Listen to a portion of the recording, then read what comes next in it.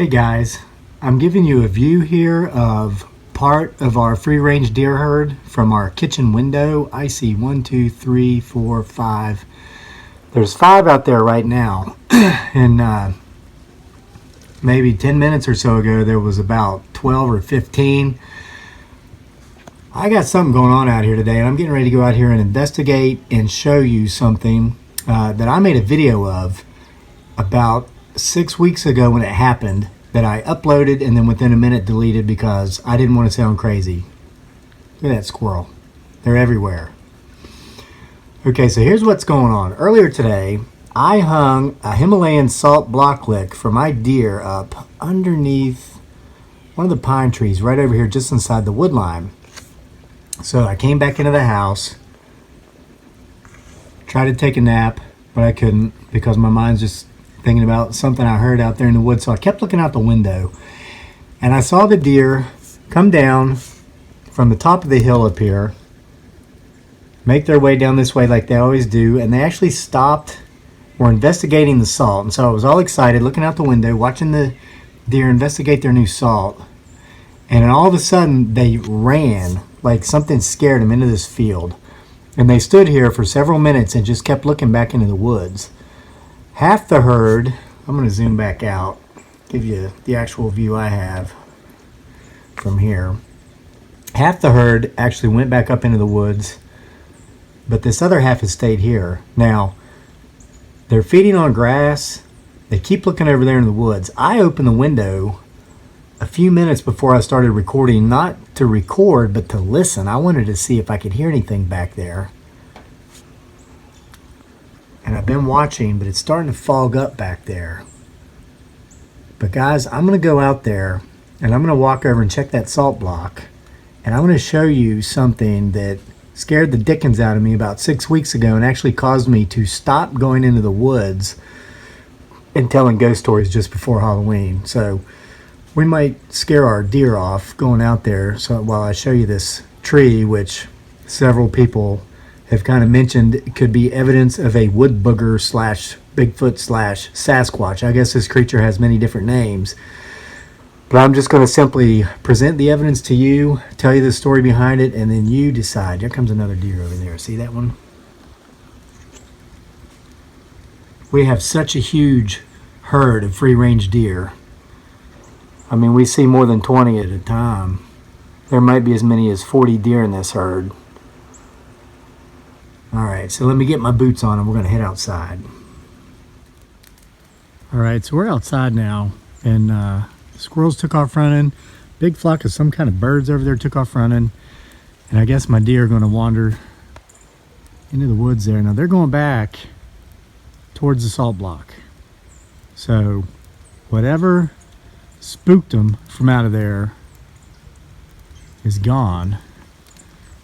And it might have left when I came out and it saw me coming out, if there was ever anything there at all. My mind might be playing tricks on me, but I'm just, like I said earlier, I'm going to show you the evidence and let you decide. There's a tree in particular. You know, and these chickens we put over here a few days ago, this is kind of part of the story too. What's up, Roger? We put Roger and some of his hens in here to kind of work up this garden patch this winter while it's kind of, not being planted. We want them to fertilize the soil, till it up for us. Roger's been going in here with his hens and staring over into the woods over here, close to where this tree I'm going to show you is, during the day. And I've come out and I have not seen any foxes or hoxes, but still they remain spooked. So let's go up and check the salt block here real quick. Okay, there go our deer through the woods. Up here's one. Our Ornaments of Inspiration tree. She's just going to look at me. She's wondering what I'm doing over here in her neck of the woods. Okay, there's our salt block. It's still there. Right there. And there goes some deer. See? I knew they'd find it because they come through here all the time. But again, earlier, there was almost 20 of them over here. And they're not afraid of me. I mean, they do what wild animals are supposed to do when people are around, and they keep a safe distance. But as you can see, they stop. And I know a deer when I see a deer. When I see a deer through the trees, I can tell by its color. It's light brown. You can see its ears. There is no doubt these are deer. What I saw out here earlier today was not a deer. See, look how easy it is to tell that those are deer walking through the woods.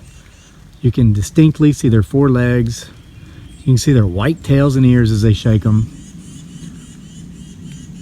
There's their salt block. All right, now let's show you this tree. I'm going to tell you the story, and you tell me what you think. Well, the plot has thickened. You see here, this is a maple tree that fell about 6 weeks ago on the other side of our creek. And it was snapped from about 5 feet up. We're actually facing downhill. I'd have to go down a hill, across a creek, a steep hill, so I don't want to go down there. A lot of brush. This was snapped at about 4.5 feet, 5 feet up from the base of the trunk. I made a video about this when it happened about 6 weeks ago. You can't see it now because we're in the winter, but when this happened, all the leaves on this tree were green. They were healthy. Okay, this tree, and we can look at it now and give you a close-up. It has no disease. It's hard maple. There's no rot. Perfectly healthy tree. And now the thickening of the plot is the fact that if we look right down here, it looks as if the tree has, no, it hasn't broken. I thought maybe it broke, like something heavy was sitting on it, but it hasn't. But you can look, I'll zoom in, you can look at the wood of the tree there where it's broken, still healthy. Very yellowish, light colored yellow, no signs of rot whatsoever. Now, here's the rest of the story. So I was coming up here in the woods in the month of October telling ghost stories, telling stories about all things paranormal, Sasquatch, Bigfoot, some experiences I had in the Philippines with the Capre, what they call aswang. The Capre is their version of Bigfoot. You're supposed to say Capre, but you know, I have an American accent. I'm from the South, so I can't say it the way I was told if I don't properly pronounce it like the locals do, I'm not qualified to talk about it. But anyway, shared that story. Well, a lot of people started leaving comments on the channel about their experiences with Sasquatch and Bigfoot. And yes, I'm looking around me right now. There's some fog rolling in. It's going to be dark soon. This is where I was a couple of hours ago when I set that salt block up. So watch behind me. See if we see anything other than deer. So somebody said in the comments to take like a stick and bang it on a tree. Only do it once. And this is something about how Sasquatch, wood boogers are also called, communicate. And then other people were like, no, don't do that. Don't do that. And I thought, well, I think I'll do that. Make a video of myself doing that just to see what happens. And then I thought, no, don't do that, because a lot of people take this stuff seriously. And if you're out here making fun of it, that's kind of disrespectful and insulting. And I was thinking these things, and so I decided not to do a video. And as I was getting ready to go home, curiosity got to this cat. I picked up a stick, and I just banged it across the side of a tree as hard as I could, just one time. Then I stopped. And by the way, I'm at the foot of the Blue Ridge Mountains. You walk through those woods, you're on the Blue Ridge Parkway. In case you want to Google sightings for Bigfoot sightings in Virginia, Blue Ridge Mountains, Blue Ridge Parkway. Because I did, and I was, well, what I found was interesting. So anyway, there's a gray squirrel over there on a log. That's not a Sasquatch, that's a gray squirrel. See him right there? So anyway, we had a very odd experience with our little drone, our son's drone, we were test flying around that same time that I can't remember which I did first. Hit the tree with the log, got the drone back, or this tree broke after I hit the log a day or two later. So my wife Dearly and I were playing around with our son's little drone, and we actually lost it in the top of a tree. We thought a pine tree, and the next morning it was laying for us at our back door. and there's a roof on our back porch. So it couldn't have fallen from the tree to be 2 steps from our back door, because that porch went out 12 feet in all directions from that back door. And then just a couple of days after that is where I found this perfectly healthy, solid maple tree snapped from about 5 feet above the surface. And I'd read in some of the comments that our hairy friends, the old ones, will do this, kind of like to mark their territory. And so in my mind, I'm coming out here in the woods. It's October. We're getting ready for Halloween. I'm telling ghost stories. I think, oh, great. I was goofing off, and I hit the side of a tree with a stick. So this thing shows up and gives me my, finds this drone I lost somehow, climbs to the top of the tree, gives it back, and then snaps this tree over here 5 feet up off the ground to mark its territory. So if some of you who are watching this were following that Halloween ghost stories series, and you wondered why I quit in the middle of October and never mentioned why I quit telling those stories, now you know. So anyway, that was 2 months ago, a little more than 2 months ago, I guess, 2.5 months ago.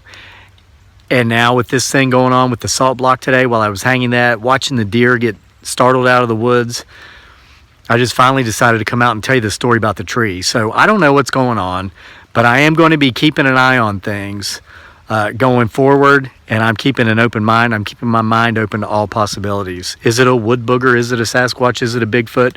Or is it the wind? Strange how how could a wind blow down a perfectly healthy tree like that, snap it at 5 feet up, and didn't damage any of the trees around it? I don't know. I don't have the answers. I'm going to assume nothing and question everything. So,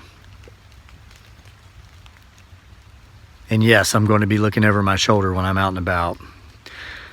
Thanks for being with me here for a very odd, not really our style video, but let me know your thoughts in the comments, and we'll see you for more next time.